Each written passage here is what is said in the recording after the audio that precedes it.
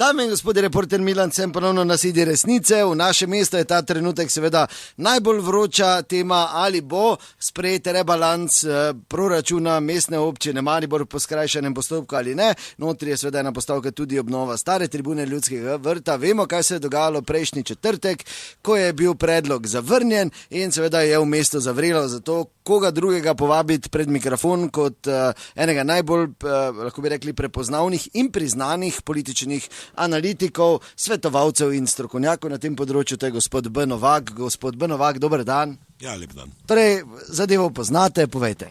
Ne da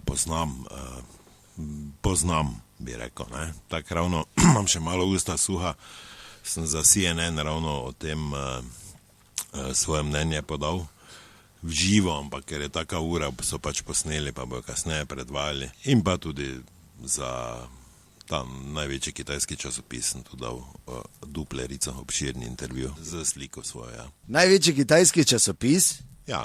Ja, kateri pa je?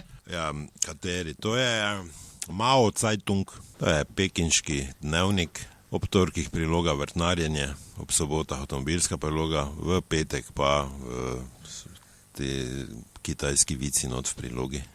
Kitajci, zelo smešni ljudje, ne. Tradicija, tako vse ostalo, kot smodnik so tudi, je tudi tam humor, ne. Ne morem verjeti. Ja, mislim, Kitajci so res, ko enkrat jezik spoznaš, ta njihov stand-up, ne moreš nehati gledati. To je, mislim, vse vam lahko, tak, recimo en kratki, ki sem si ga zapomnil na zadnje, mogoče vic, če... Ja, prosim, ja. Kakva je razlika med Kitajko pa slivo? Ne bi vedel. Sliva najprej obrodi, potem jo spajtlaš. Ja, razumem. Hvala, gospod B. Novak. Pa o temi mogoče še?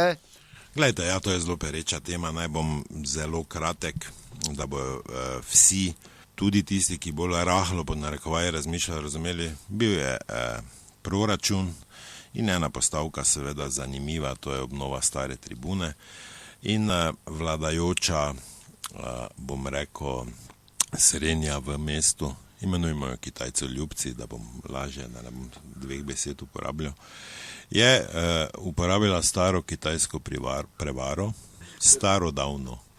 Se pravi, če hočeš imeti kilo riža, moraš vzeti 7 kil dreka zraven. Na drugi strani imamo, da jih samo enkrat opišem, ker nimamo časa, te izpoglejnice za Deni liste, Maribor, barmene, sivce, pivce, ostanke lubeničarja in ostala nadnaravna bitja, ki so to na nek način prepoznali, ampak ker so oni proti vsemu proti, da sebe točajo po prsih, niso razmišljali dalje, ko se je ljudstvo vmes stalo, seveda so naenkrat vsi bili za tribuno in Kitajci ljubci in ta ostala bitja. Rešitve pa ni bilo, seveda, ne. No in zdaj imamo status quo, ne.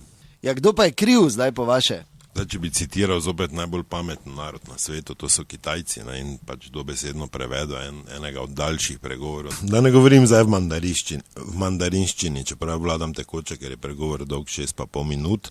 Če bi na kratko ga povzel, je kdor vlada je pes, ne, pes po slovensko, pese pa jemo, mislim jejo, ampak zdaj, mislim, to pač je treba to razumeti, razmišljati, potem takem so krivi oni in jih mi pojemo, ne. Imaš pa na drugi strani drugo stran teh skupek več ljudi, ki pa vsa ta leta tudi niso opozarjali Kitajcev ljubcev, da je treba tribuno obnoviti, ampak zdaj pa pač vsi pravijo, da so zdaj tak, da po naši bi rekli, vsi so svojega denarja vredni, ne, imajo pa Kitajci dosti boljši pregovor, ne.